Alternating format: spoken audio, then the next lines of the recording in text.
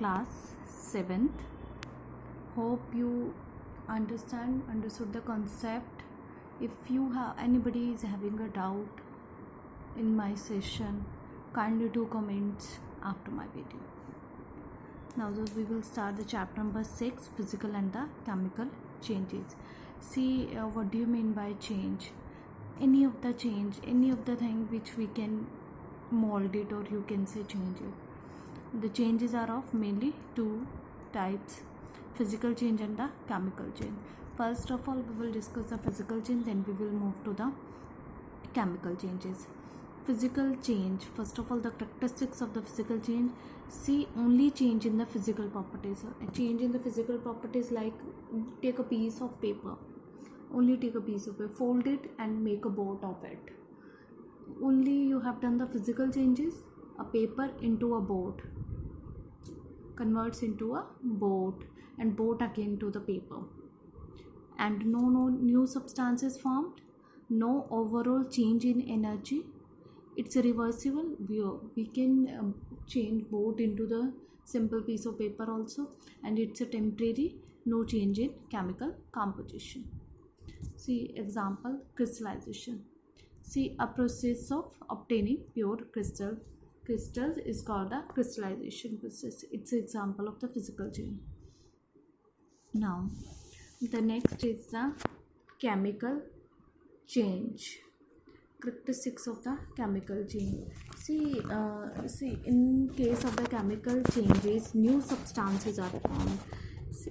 For example, any of the substance, you can take hydrogen and oxygen. When you combine hydrogen and oxygen, they form the water. New substance is formed. It's permanent and irreversible. You cannot reverse by the physical methods, and a change in energy takes place. Physical and the chemical changes both takes place. Now in this chapter we will discuss about the chemical reactions. Now what do you mean by the chemical reaction? See, chemical reaction is the process by which new substances are formed, or you can say by a process by which we can transform into the new substances with different properties.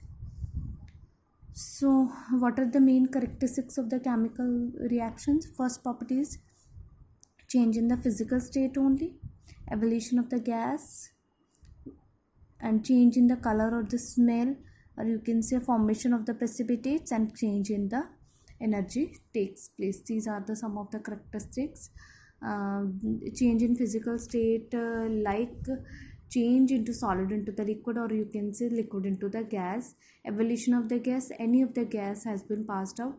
Change in color or the smell, or see color, like yellow precipitates of the lead nitrate, color of the precipitates are red.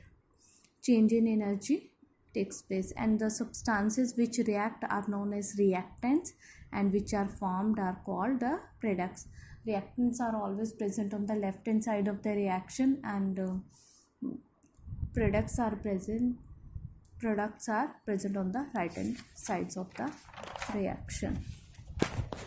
Now in this chapter we have to discuss the types of the chemical reaction. See, main 4 types of reactions are there. First is the combination reaction.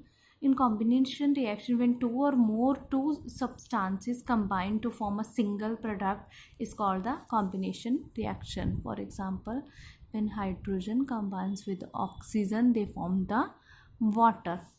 2 or more substances, when they combine together to form the one single product, is called the combination reaction. Now second one is decomposition reaction. In case of the decomposition reaction, one substance breaks into the 2 or more simpler substances. For example, you can take calcium carbonate, it will convert calcium plus carbon dioxide gas. Second one is displacement reaction. A more reactive element displaces a less reactive element. For example, zinc plus Z2SO4, they will form the ZnSO4 plus hydrogen. And the last is a double displacement. Here is a solution of two compounds, any of the two compound solution, when they react by exchanging their radicals. They react together by exchanging their radicals. Only the salts exchange has been takes place. And the last topic of this chapter is the rusting of the iron. It's an example of the chemical reaction. See, the conditions required for the rusting are the oxygen and the water or the water vapors. It will cause a damage of the iron object. How can we prevent it? By coating with the paint or grease, coating with the metals, or you can say galvanization process, or the alloying.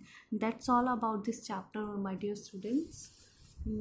Revise it, memorize it, and don't forget to share my channel for more videos. Thank you.